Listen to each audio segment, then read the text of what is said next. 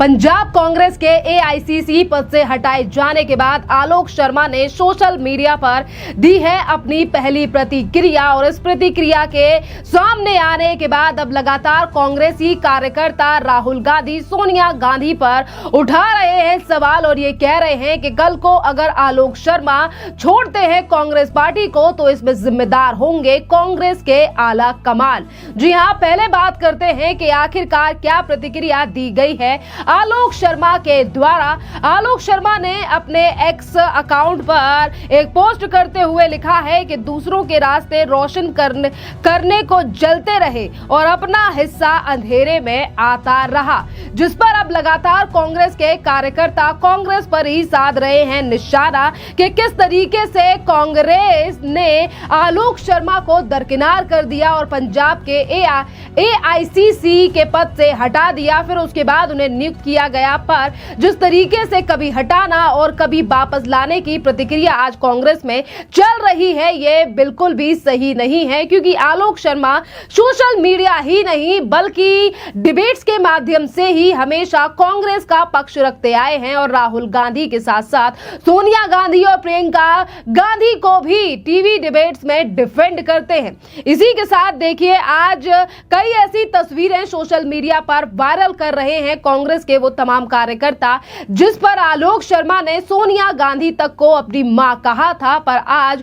आलोक शर्मा ने उस तस्वीर को अपने फॉर्मर ट्विटर से डिलीट कर दिया है, जिस पर अब लगातार ये सवाल उठ रहे हैं कि अब ये जो प्रतिक्रिया सामने आई है, ये जो रिएक्शन सामने आया है आलोक शर्मा का, ये सिर्फ एक रिएक्शन नहीं है बल्कि आलोक शर्मा ने चेतावनी दे दी है कांग्रेस के लिए कि एक ऐसा नेता यानी कि आलोक शर्मा जो कि टीवी डिबेट्स के माध्यम से हमेशा ही कांग्रेस के लिए बोलते रहे, लड़ते रहे कांग्रेस के लिए, पर आज कांग्रेस की तरफ से जो कदम उठाया गया आलोक शर्मा को लेकर, जिसके बाद अब धीरे करके यानी कि वो पोस्ट डिलीट कर चुके हैं और ऐसा ना हो कि आने वाले समय पर आलोक शर्मा कांग्रेस पार्टी को ही छोड़ दे।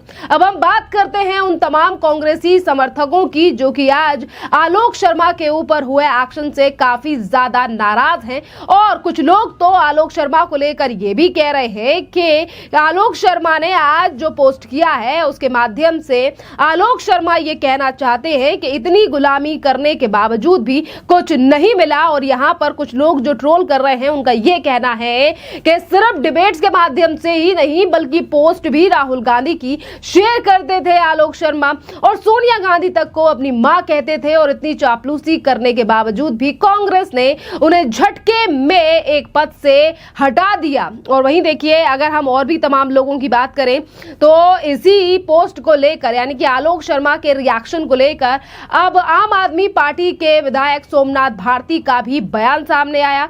सोमनाथ भारती ने आलोक शर्मा की पोस्ट को रीपोस्ट करते हुए लिखा है कि ना मैं गिरा ना मेरी उम्मीदों के मीनार गिरे, लेकिन वो मुझे गिराने में कई बार गिरे। सवाल जहर का नहीं था, वो मैं पी गया। उन्हें तकलीफ तब हुई जब भी मैं जी गया। यहाँ पर सोमनाथ भारती मतलब जो उन्होंने पोस्ट किया है उससे यही चीजें निकलकर सामने आ रही हैं कि मैं नहीं गिरा, मतलब मुझे गिराने वाले यानी कि मुझे पोस्ट से हटाने वाली कांग्रेस अपनी नजरों में कई बार गिरी। यानी कि जो इंडी गठबंधन की पार्टियां हैं वो भी कहीं ना कहीं कांग्रेस के इस फैसले का विरोध कर रही हैं। और वहीं अब सवाल ये उठ रहा है कि अगर आगे चलकर आलोक शर्मा कांग्रेस पार्टी को छोड़ देते हैं तो उसमें जिम्मेदार राहुल गांधी होंगे और तमाम वो शीर्ष नेतृत्व होगा जिनके द्वारा आलोक शर्मा को पद से हटाया गया है। देखिए, एमपी इलेक्शन 2028 नाम के जो यूजर हैं एक्स पर, वो लिख रहे हैं कि पंडित आलोक शर्मा को राष्ट्रीय सचिव से पद से हटाए जाने पर यह बड़ा बयान दिया है और उन्होंने कार्यकर्ताओं को यह बड़ा संदेश दिया है। क्या कांग्रेस में बैठे महासचिव गैंग की तलवार ऐसे ही मेहनती नेताओं पर चलती रहेगी?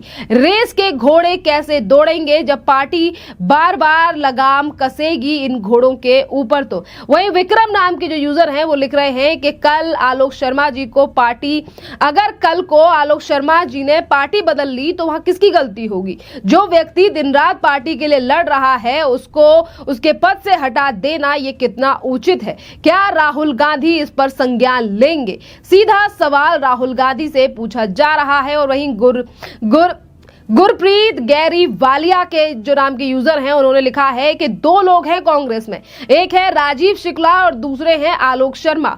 दोनों कांग्रेस के नेता हैं, पर ध्यान दीजिए, आलोक शर्मा दिन रात कांग्रेस के लिए लड़ते हैं और राजीव शुक्ला को कांग्रेस के लिए कब लड़ते देखा है किसी ने, ये बताओ। पर हाल देखिए, राजीव शुक्ला परमानेंट इनवाइटी बन गए हैं और आलोक शर्मा की छुट्टी हो गई है।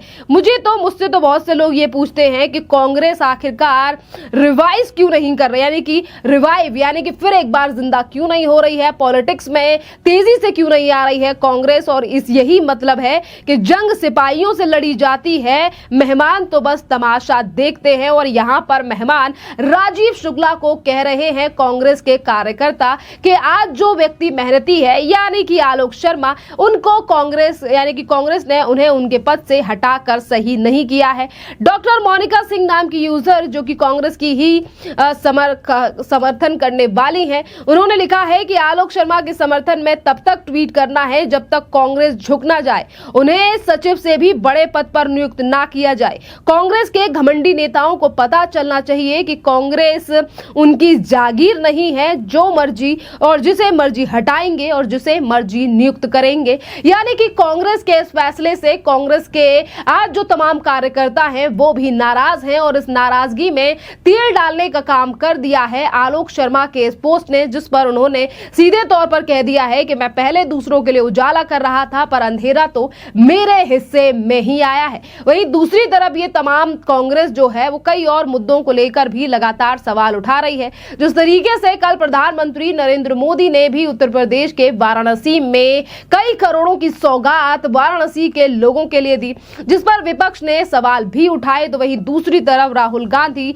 जो कि आज ओबीसी और दलित समाज के काफी ज्यादा मसीहा बने हुए घूम रहे हैं, उन पर भी अब भारतीय जनता पार्टी के सांसद प्रवीण खंडेलवाल ने बड़ा हमला बोला है और कहा है कि राहुल गांधी को पहले ये देखना चाहिए कि उन्हें लिखना क्या है और बोलना क्या है। सुनिए प्रवीण खंडेलवाल का ये बयान। ये एक बात कहीं ना कहीं हमें समझनी होगी कि प्रधानमंत्री नरेंद्र मोदी न केवल देश के प्रधानमंत्री हैं, बल्कि विश्व के बड़े नेताओं में उनकी गिनती होती है।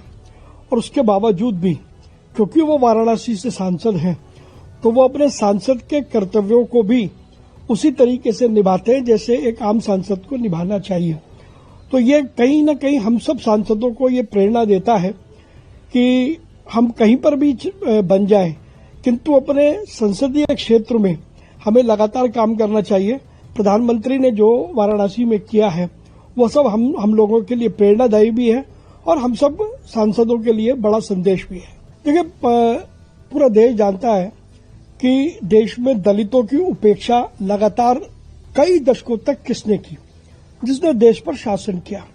उन्होंने दलितों को उभरने नहीं दिया और प्रधानमंत्री नरेंद्र मोदी के नेतृत्व में पिछले 10 वर्षों से अधिक समय में दलित समाज के लिए अनेक प्रकार की योजनाएं आई हैं और दलित समाज को कैसे बराबरी में लाया जाए, कैसे मेन स्ट्रीम में लाया जाए, ये प्रधानमंत्री नरेंद्र मोदी ने करके दिखाया है।